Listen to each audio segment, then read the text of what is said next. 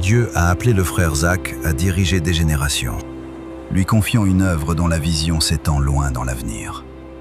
Le ministère qu'il a reçu du Seigneur a pour objectif de produire 1 milliard de disciples du Seigneur Jésus-Christ, des hommes et des femmes qui lui obéissent en toutes choses et vivent selon sa volonté. Dans le cadre de cet appel, la CMCI a reçu la mission d'implanter cette vaste œuvre dans 250 nations à travers les 6 continents. Le but du ministère est de contribuer à façonner un monde où Dieu est véritablement au centre et de cultiver une compréhension profonde et pratique de la prière. Que ton règne vienne. La CMCI n'est pas un ministère en quête de son identité ou de sa direction. Elle a reçu de Dieu une mission précise. Son appel est clairement défini, tant dans ce qu'elle est appelée à être que dans ce qu'elle est appelée à accomplir. De même qu'Isaac, dans la Bible, n'était pas tenu d'imiter les pratiques des peuples parmi lesquels il vivait, les fils et les filles spirituels du frère Zach ne sont pas appelés à copier les modèles qu'ils observent autour d'eux. Ils sont plutôt appelés à demeurer fidèles aux enseignements des Écritures et à la saine doctrine conservée dans les écrits du fondateur. En marchant dans cette fidélité, ils feront l'expérience des bénédictions abondantes qui découlent de l'obéissance au dessein révélé de Dieu.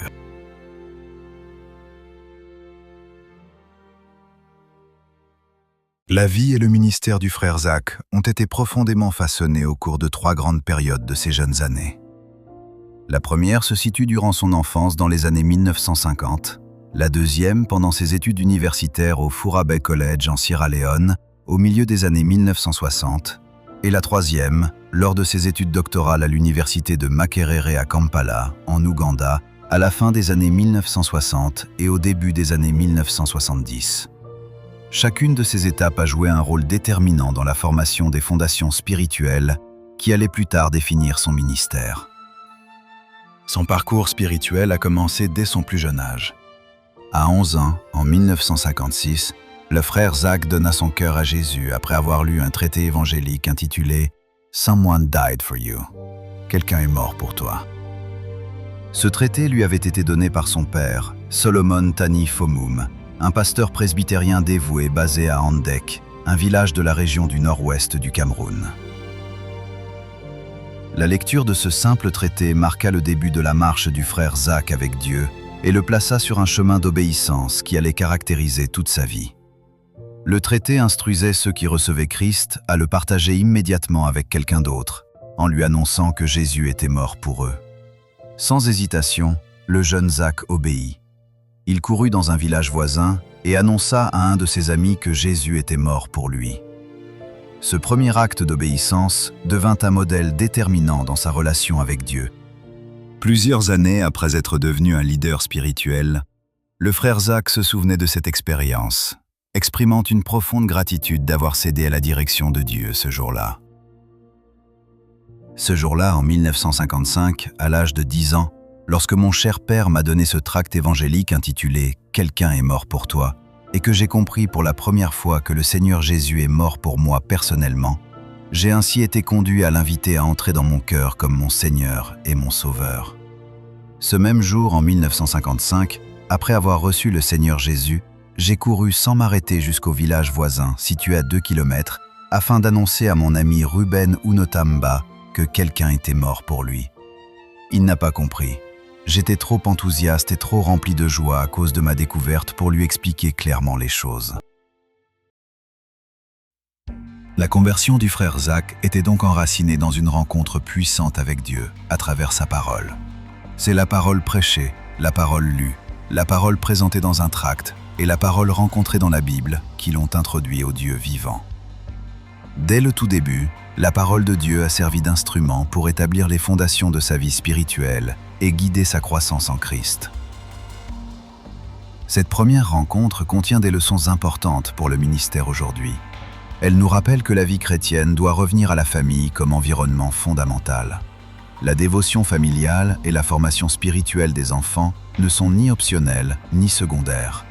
Elles se trouvent au cœur même de la vision de la CMCI. Le ministère auprès des enfants n'est donc pas simplement une activité organisationnelle, mais une partie centrale de l'œuvre. De même, L'importance de la parole de Dieu et l'utilisation d'outils simples tels que les tracts évangéliques étaient présentes dès les débuts du ministère. Ces éléments, la dévotion familiale, le ministère auprès des enfants et la proclamation fidèle de la parole, ont constitué les racines initiales à partir desquelles le ministère allait croître. Le frère Zach enseignait souvent que dans la vie de chaque personne, Dieu donne dès le départ des signes de son choix, même dès le temps où l'on se trouve encore dans le ventre de sa mère. En réfléchissant sur sa propre vie, il soulignait certains signes qui laissaient entendre que Dieu le préparait à la direction dès ses premières années.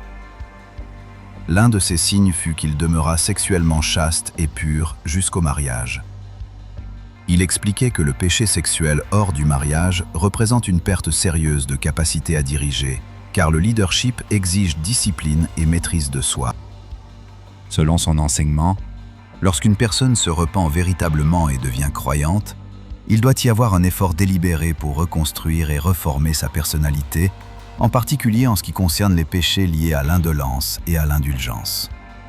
La vraie repentance ne consiste pas seulement à recevoir le pardon de Dieu, il implique également de travailler à restaurer la discipline morale et personnelle que le péché aurait pu endommager.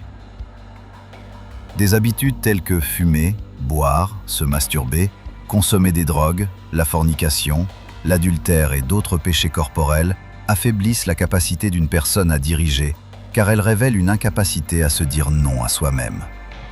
Or, l'essence même du leadership exige précisément cette capacité, le pouvoir d'exercer l'autodiscipline et de refuser ce qui est mal.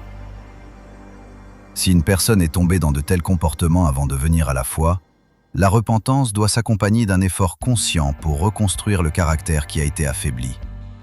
Bien que Dieu accorde librement son pardon, le processus de reconstitution de sa personnalité constitue une responsabilité distincte qui exige discipline intentionnelle et changement.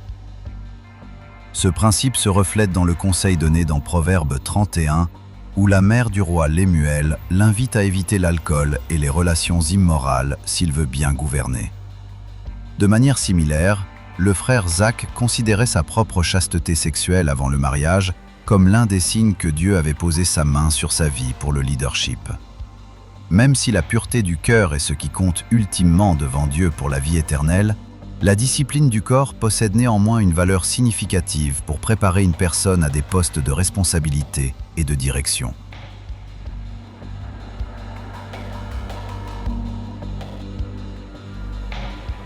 Un autre signe que le frère Zach voyait comme une indication de l'intervention de Dieu dans sa vie concernait son attitude envers l'argent. Dès son jeune âge, il aidait souvent sa mère en vendant des beignets, mais il ne prenait jamais rien pour lui-même. Cette discipline précoce dans la gestion de l'argent, expliquait-il, est importante pour quiconque Dieu entend élever comme leader.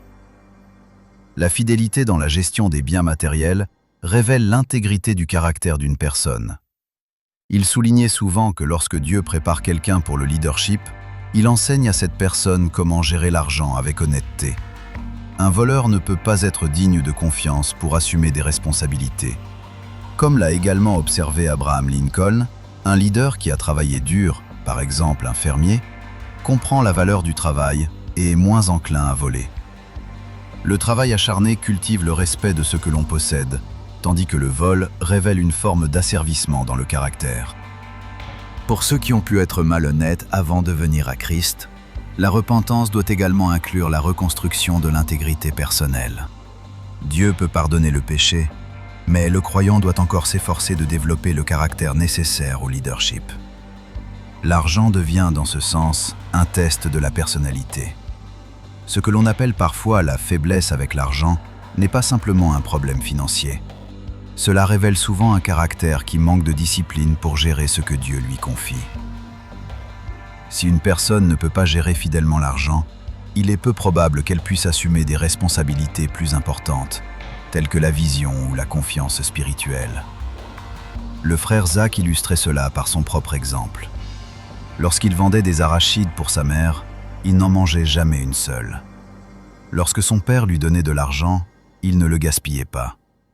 Cette attitude témoignait d'un profond respect pour ce qui appartenait à ses parents. De manière similaire, L'histoire de Joseph dans la Bible montre un homme qui traitait les biens de son père avec grand soin et loyauté. Une telle fidélité dans les petites choses prépare une personne à assumer de plus grandes responsabilités. Lorsque Dieu confie plus tard à quelqu'un des personnes, des ressources ou une œuvre spirituelle, le même sens de responsabilité et de respect doit être présent, cette fois envers les biens qui appartiennent à notre Père céleste.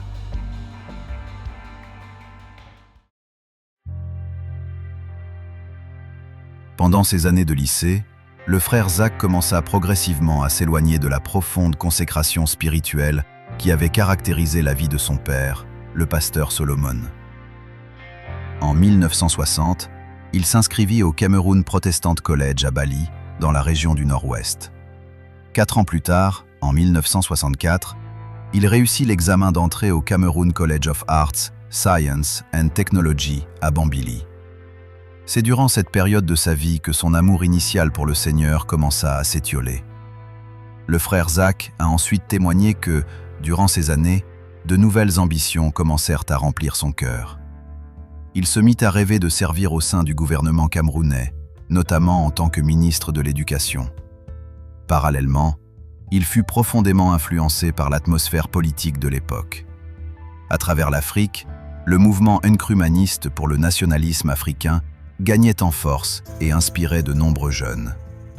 La vision de leaders comme Kwame Nkrumah stimulait l'imagination des étudiants sur tout le continent, les appelant à participer à la lutte pour la libération de l'Afrique du colonialisme et de l'influence néocoloniale. Comme beaucoup de sa génération, le jeune Zach se laissa emporter par cette vague d'enthousiasme et crut qu'il avait lui aussi un rôle important à jouer dans la transformation politique de l'Afrique.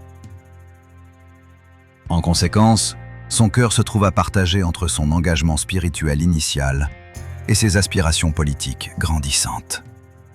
Cette tension intérieure dura jusqu'en 1966, lorsqu'il se rendit en Sierra Leone pour poursuivre ses études au Fourah-Bay College. C'est au cours de cette même année qu'il fit une rencontre nouvelle et décisive avec le Seigneur, qui changea complètement la direction de sa vie.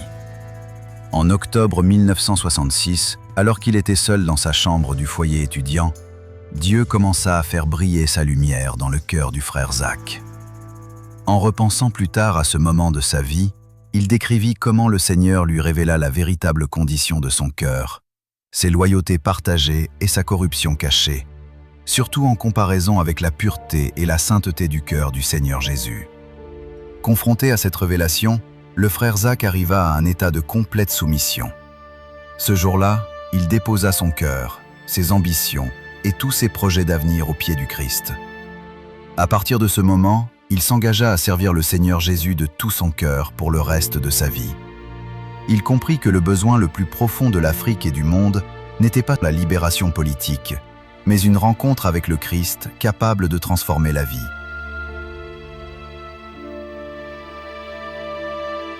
L'impact de cette rencontre avec le Seigneur fut profond et de grande portée. Dès ce moment, la vie du frère Zach prit une nouvelle direction, marquée par une consécration spirituelle profonde et un leadership véritable. Toujours à l'université en Sierra Leone, il devint président de l'Union chrétienne. Ce rôle de leadership spirituel découlait naturellement de la reddition radicale qu'il avait faite au Seigneur. Son engagement envers Christ n'était plus seulement personnel. Il commença également à influencer et guider les autres. Was Zach in the same university. In fact, actually we shared some of the classes together.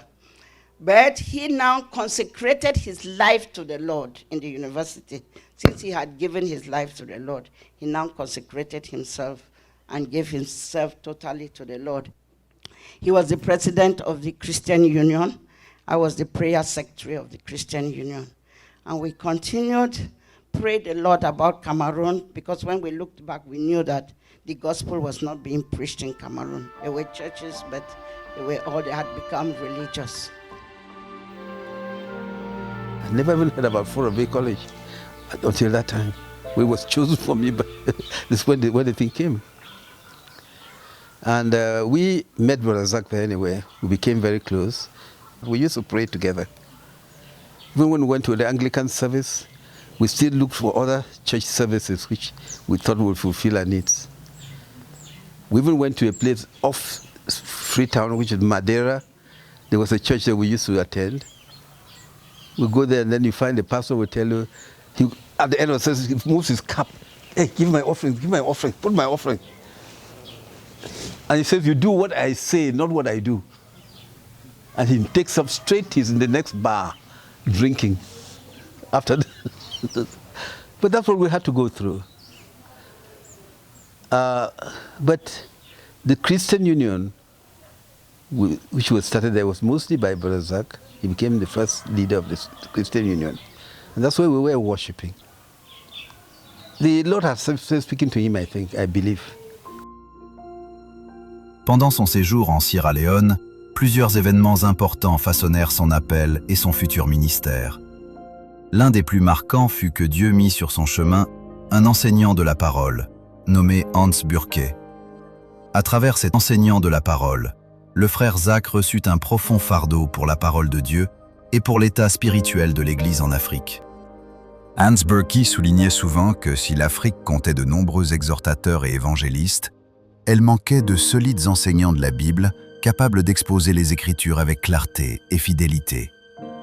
Il déplorait que l'Église sur le continent ne dispose pas encore d'un nombre suffisant d'enseignants exceptionnels de la parole, capables d'offrir une compréhension biblique profonde et une stabilité doctrinale. Cette observation marqua profondément le frère Zach.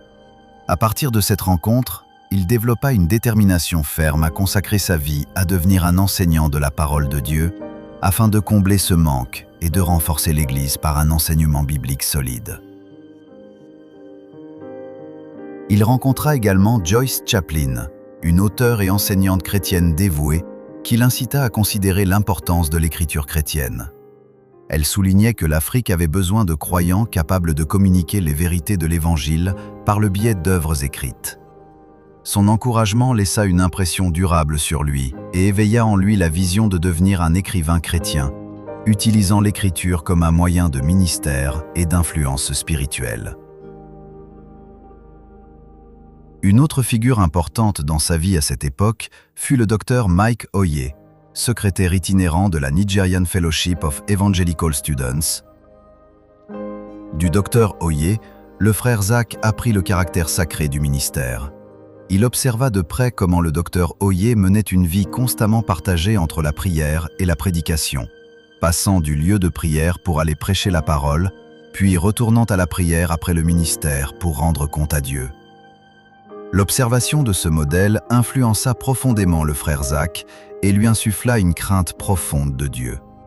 Il comprit que le véritable ministère doit jaillir de la présence de Dieu et y revenir toujours avec humilité et responsabilité. Le docteur Mike Oye lui-même détenait un doctorat en agriculture, mais il choisit de ne pas poursuivre une carrière gouvernementale ni d'accepter des bourses de l'État. Au lieu de cela, il consacra sa vie à servir comme secrétaire itinérant auprès des groupes bibliques étudiants. Son exemple montra au frère Zach le sérieux et la nature sacerdotale du ministère de la parole. Durant cette même période, le frère Zach rencontra également un autre homme de Dieu, Godfred O. Mensah. De lui, il apprit la suffisance et l'autorité finale de la parole de Dieu. En tant qu'étudiant en sciences, le frère Zach avait initialement pensé que la Bible ne pourrait pas répondre à de nombreuses questions intellectuelles ou scientifiques. Il notait souvent ses questions et ses doutes. Cependant, grâce à ses interactions avec le frère Mensah, il découvrit la profondeur et la complétude des Écritures, gagnant la certitude que la parole de Dieu est pleinement suffisante pour guider la foi, la vie et la compréhension. Ces rencontres expliquent pourquoi le ministère auprès des universitaires occupe une place si importante dans la vision de la CMCI. C'est lors d'un camp biblique, durant ses années universitaires, que le frère Zach rencontra des hommes de Dieu comme Godfred O. Mensah et Hans Burke, dont la vie et les enseignements eurent une influence profonde sur lui. À travers ces relations, Dieu façonna sa compréhension de la parole, de l'appel au ministère et de la responsabilité de former des serviteurs pour son œuvre. L'environnement universitaire s'est révélé être un lieu stratégique où Dieu forme et prépare les futurs serviteurs de son royaume. La vie même du frère Zach témoigne de la manière dont Dieu peut utiliser ce cadre pour élever des leaders qui serviront ensuite l'Église et feront progresser l'Évangile. Ces rencontres et influences n'étaient donc pas le fruit du hasard. Elles faisaient partie du processus formateur par lequel Dieu façonna la vie et le ministère du frère Zach. Elles sont également devenues une partie des racines et des fondations sur lesquelles la CMCI elle-même fut plus tard établie.